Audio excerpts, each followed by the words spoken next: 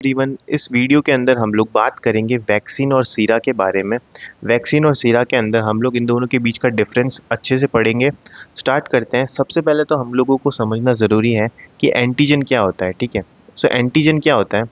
Antigen होता है कोई भी फॉरेन सब्सटेंस। ठीक है, कोई भी फॉरेन सब्सटेंस होता है एंटीजन। फॉरेन सब्सटेंस वो होता है यानी कि जो कि डिजीज़ कॉज करता है। ठीक है, सो कोई भी डिजीज़ कॉज करता है ना हमारी बॉडी के अंदर, तो वो फॉरेन सब्सटेंस है जिसको हम लोग एंटीजन बोलते हैं। ठीक है, ये जो एंटीजन होता है ना, जब हमारी बॉडी से इंट्रोड्यूस होता है, हमारी बॉडी में जाता है, तो उसके अगेंस्ट में जो हमारा इम्यून सिस्टम होता है वो एंटीबॉडी फॉर्म करता है। ठीक है, क्या फॉर्म करता है? एंटीबॉडी। सो आपको समझ आ गया होगा, एंटीजन जो होता है वो फॉरेन सब्सटेंस होता है जो कि डिजीज कॉज करता है। उसके अगेंस्ट में हमारा इम्यून सिस्टम एंटीबॉडी फॉर्म करता है। ठीक है, इन दोनों चीज़ों को समझने के बाद हम वैक्सीन और सीरा पे चलते हैं। सो अगर हम लोग बात करें वैक्सीन के बारे में, सो वैक्सीन्स क्या होती है? Vaccine are medications which contain weakened or dead antigen. So vaccine क्या करती है ना, ये डेड एंटीजन कैरी करती है। ठीक है, वीक या डेड एंटीजन। ठीक है, that are use to make people immune to certain disease that contains a live or dead part of a bacterial or virus that cause illness and disease. So vaccine क्या होती है ना, ये antigen carry करती है। ठीक है, कोई भी जो भी वायरस या बैक्टीरिया होता है जो कि डिजीज कॉज करता है ना, उसका एंटीजन हम लोग लेते हैं। ठीक है, यानी कि वीक या डेड एंटीजन। ठीक है, और उसको बॉडी के अंदर एडमिनिस्टर करते हैं। जैसे ही बॉडी के अंदर एडमिनिस्टर करते हैं, तो वो जो एंटीजन होता है ना, वो अभी तो वीक या डेड है, तो इसका मतलब वो जल्दी से इन्फेक्शन तो कॉज कर नहीं सकता। और इतनी टाइम के अंदर हमारी जो बॉडी होती है ना, वो उसके अगेंस्ट एंटीबॉडी का फॉर्मेशन कर लेती है। ठीक है, और उस प्रोसेस को हम लोग बोलते हैं वैक्सीनेशन। ठीक है, इसके अलावा कुछ पॉइंट्स डिस्कस करते हैं वैक्सीनेशन के ऊपर।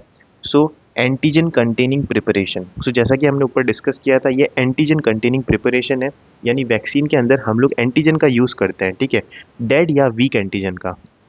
इसके अलावा सेकंड पॉइंट है हमारे पास स्टिमुलेट एक्टिव इम्यूनिटी। ये क्या करता है? स्टिमुलेट करता है एक्टिव इम्यूनिटी को। अब एक्टिव इम्यूनिटी क्या होती है? जब हम कोई भी एंटीजन बॉडी के अंदर एडमिनिस्टर करते हैं ना, एंटीजन की बात हो रही है। ठीक है, एंटीजन बॉडी के अंदर एडमिनिस्टर करते हैं, तो हमारी जो बॉडी होती है वो उसके अगेंस्ट एंटीबॉडी बनाती है।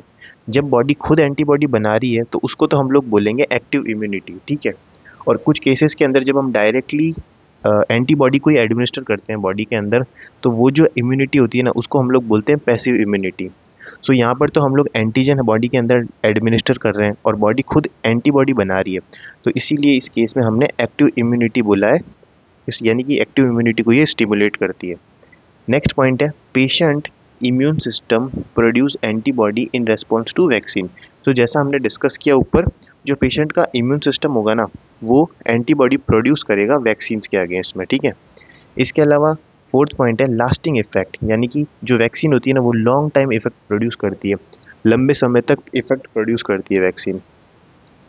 नेक्स्ट है स्लो डेवलपमेंट ऑफ इम्यूनिटी, यानी कि जो ये इम्यूनिटी होती है ना, ये स्लोली डेवलप होती है इस कंडीशन के अंदर, और लॉन्ग टर्म प्रोफाइल एक्सेस भी यहाँ पर देखने को मिलता है। इसके अलावा vaccine are use to provide life long immunity against certain disease. So vaccine generally क्यों दी जाती है? लाइफ लॉन्ग इम्यूनिटी प्रोवाइड करने के लिए। ठीक है, कोई भी सर्टेन डिजीज के लिए। नेक्स्ट हम लोग आगे चलते हैं, बात करते हैं यहाँ पर सीरा के बारे में। सो सीरा क्या होता है? एन अम्बर कलर्ड प्रोटीन रिच लिक्विड। सो ये amber coloured protein rich liquid होता है विच separate out when blood coagulate. जब ब्लड के अंदर कोगुलेशन होता है ना, तो उस दौरान ये सेपरेट किया जाता है। ठीक है, आगे चलते हैं और बात करते हैं यहाँ पर इंपॉर्टेंट पॉइंट्स क्या क्या है। सो सीरा provide temporary form of immunity. सीरा क्या करता है? टेम्पररी प्रोवाइड करता है टेम्पररी इम्यूनिटी। ठीक है, मतलब कि शॉर्ट टर्म इम्यूनिटी प्रोवाइड करता है, और वहीं पर हमने वैक्सीन में देखा था कि वो लॉन्ग टर्म इम्यूनिटी प्रोवाइड करता है। Sera are also used in diagnosis, यानी कि सीरा डायग्नोसिस के केसेस में भी यूज़ किया जाता है। ठीक है, सीरा इज़ टू टाइप्स। एक तो होता है हमारे पास एंटीटॉक्सिन और एंटीवेनम, दो टाइप्स में सीरा को यूज़ किया जाता है। इसके अलावा एंटीबॉडी कंटेनिंग प्रिपरेशन, यानी कि यहाँ पर जो है ना एंटीबॉडी यूज़ की जाती है। ठीक है, हमने वैक्सीन में देखा था वहाँ पर एंटीजन यूज़ किया जाता है। ठीक है, सो अगर आपको पूछे यहाँ पर कौन सी इम्यूनिटी होगी, तो आपको पता होगा यहाँ पर पैसिव इम्यूनिटी होगी। पैसिव इम्यूनिटी क्यों? क्योंकि यहाँ पर एंटीबॉडी यूज़ की है, डायरेक्टली बॉडी के अंदर एंटीबॉडी को ही एडमिनिस्टर किया है। ठीक है, लास्ट है हमारे पास शॉर्ट टर्म इफेक्ट, यानी कि ये वैक्सीन की कंपैरिजन में शॉर्ट टर्म इफेक्ट प्रोड्यूस करता है। इसी के साथ यहाँ पर शॉर्ट टर्म ट्रीटमेंट के लिए इसको इस्तेमाल किया जाता है, ठीक है। सो आई होप आपको वैक्सीन और सीरा का डिफरेंस क्लियर हुआ होगा। इसी के साथ अगर आपको इस टॉपिक की पीडीएफ चाहिए तो आप टेलीग्राम चैनल NSG लाइब्रेरी से जाकर इसको डाउनलोड भी कर सकते हो।